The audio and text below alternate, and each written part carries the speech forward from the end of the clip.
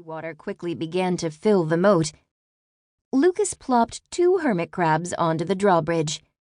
"The hermit crabs will protect the sandcastle from enemies," said Lucas.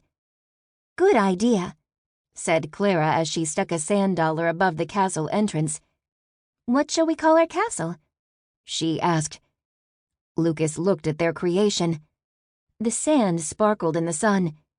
The hermit crabs scuttled toward the moat. Small pieces of coral stood around the castle, like leafless trees. "How about Coral Castle?" he suggested. Clara smiled and brushed loose strands of hair from her face with the back of her hand. "That's perfect," she said. She began to roll up her pants. "Now let's go cool off." "Right behind you," said Lucas. The waves rolled over their feet as they walked along the water. Then Lucas noticed something sticking out of some seaweed farther down the shore. "What's that?" he said, pointing at the tangled green mess. The children ran down the beach to see what the sea had washed up. "It's a raft!"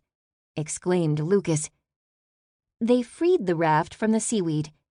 It was made from several rows of narrow logs tied together with ropes. "It looks pretty strong," said Lucas. "Let's take it out." Clara looked at the water. "We'd better not," she said. "The waves look kind of big." "We can handle it," said Lucas. "Besides, it'll be so much fun." "What will we use for paddles?" asked Clara. "I'll find some," Lucas said. Then he raced to another pile of seaweed and poked around. He quickly came back with 2 long pieces of driftwood and laid them on top of the raft. "Ready to cast off," he cried, dragging the raft into the shallow water. The raft bobbed up and down in the waves.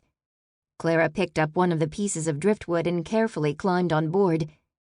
"I'm not sure about this," she mumbled. Chapter 3. Man Overboard. Lucas and Clara sat on the raft and paddled away from Mermaid's Cove. They passed a line of pelicans fishing in the water. Playful waves splashed against the sides of the raft. Lucas yanked a clump of seaweed from between the logs and tossed it into the water. Then he continued paddling. "This raft sure feels nice and sturdy," he thought. "And these driftwood paddles are perfect, too." He looked out to sea and smiled proudly. He hadn't discovered a new land or anything, but at least he and his best friend were out having a fun adventure anyway. They paddled over a coral reef. Schools of colorful fish swam beneath them. A seal playfully poked his head above the water and quickly disappeared back under. Lucas and Clara giggled. Beyond the reef, the waves began to get bigger. Seawater sloshed over the sides of the raft and soaked their clothes.